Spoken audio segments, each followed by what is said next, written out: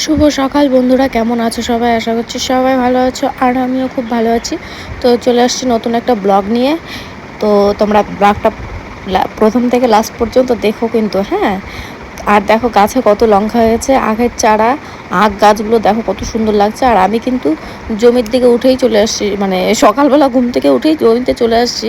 আর দেখে সূর্যি মামাকে দেখাচ্ছি ব্রাইটনেস বাড়ানোর জন্য, ঠিকঠাক দেখাই যাচ্ছে না, কি বলবো। আর তারপরে তো মা জমিতে গিয়েছিল, উঠোন ঘর ঝাড় দিয়ে গেছিলো। এদিকে আমি থালা বাসন ধুয়ে নিচ্ছিলাম, যেহেতু একটু ওইটুকু কাজ তো না করলে হয় না বাড়ির মেয়েদেরকে, তাই না?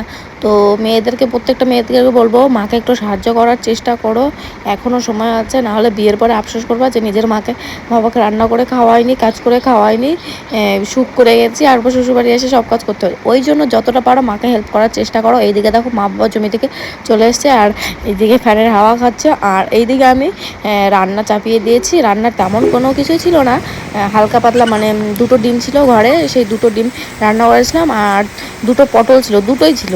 আর সেই দুটো পটল ভেজেছি মায়ের জন্য, কারণ মা এখন ডিম খায় না। জানি না মার এখন মানে কেমন হয়ে গেছে, ডিম খেতে চায় না।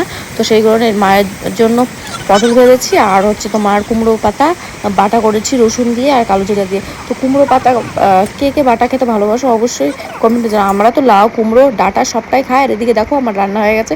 রান্নাটা দেখতে কেমন লাগছে অবশ্যই কমেন্ট করে জানাবো কিন্তু। আর এদিকে রাতের রুটি ছিল, আমি আর বাবা ভাত রুটি মিশিয়েই খেয়ে নিচ্ছি। আর আমার জন্য তো তেল দিয়ে ভেজে রেখেছিলো, জানো না। দেখো সেই জন্য আমি তেল দিয়ে যেটা ভেজেছিল সেটাই খাচ্ছি, কারণ আমি তেল দিয়ে মানে রুটিটা মানে তেলে বলতে পরোটার মতো করে আর কি, ভীষণ ভালো লাগে খেতে। আর এদিকে মা স্নান করে পুজো দিয়ে দিচ্ছে, বলছে তোরা খা তাহলে। আমি স্নান করে পুজো দিয়ে দিয়ে, যেহেতু এমনিতেই জমিতে গিয়েছিল, তারপরে আমি এখানে ল্যাদ খেয়ে শুয়ে পড়লাম। যেহেতু বিছন তুলতে যেতে হবে, তো মা খেতে বসেছে। তো আমি ভাবলাম খেয়ে দে, ল্যাদ খেয়ে বসে আছি। তারপরে মার খাওয়া হয়ে গেলো, মা ওরা চলে গিয়েছিল। আর আমি বাড়িতে হচ্ছে থালা বাসন ধুয়ে জল এনে তারপরে জমিতে গিয়েছি। দেখছি মার তোলা অনেকটাই হয়ে গেছে প্রায়। আর এইদিকে দেখো আমি কারি নিয়ে চলে এসেছি, মা বলেছিল অল্প কিছুটা কারি নিয়ে আসবি। আর এইদিকে দেখো মোষের হাল বাচ্ছে, কত সুন্দর লাগছে। মোষের হাল বাওয়া দেখতে বেশ বেশ ভালো লাগে, হ্যাঁ। আর এইদিকে দেখো আমি আর বাবা, যেহেতু বাবা তো এখন অসুস্থ, বাঁধতে পারে না, কত সুন্দর করে ডিজাইন করে রেখেছে যাতে এলোমেলো না হয়ে যায়। সেই জন্য মা বসে বসে বাঁধছে, আর আমিও বাঁধতে পারি না সেরকম, মানে আমারটা টাইট হয় না আর কি। আর মা বাঁধতে পারে, সেই জন্য আমি আর বাবা দুজনেই মানে তুলে তুলে চারাগুলো তুলে তুলে এইভাবেই রেখে দিই। তো তোমাদের ওইখানে কীভাবে ধান লাগায় সেটা কিন্তু অবশ্যই জানাবো। আর এই দিকে দেখো আমি ধানের চারা তুলছি, এতটা স্পিড কিন্তু তুলছি না, মানে স্প্লিট করে দেওয়া হয়েছে, কারণ ব্লকটা না হলে অনেক বড় হয়ে যাবে।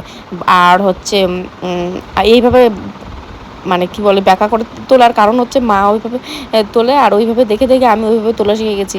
আর আমি মাকে বলছি, মা ভিডিও করছে, তো আমি মাকে বলছি কে এইভাবে মানে ধান চাষ করার সৃষ্টি করেছে। প্রথমে বাড়িতে বিছন চাষ করে, তারপরে হচ্ছে ধানের চারা ফেলে, তারপর চারা হয়, চারা তুলে আবার লাগাতে হয়, তারপর ওইখান থেকে তুলে আবার লাগাতে হয়, তারপরে আবার কাটো করো, শুকাও, মারো, এই করো সেই করো, ধান সেদ্ধ করো, তারপরে ভাত হয়।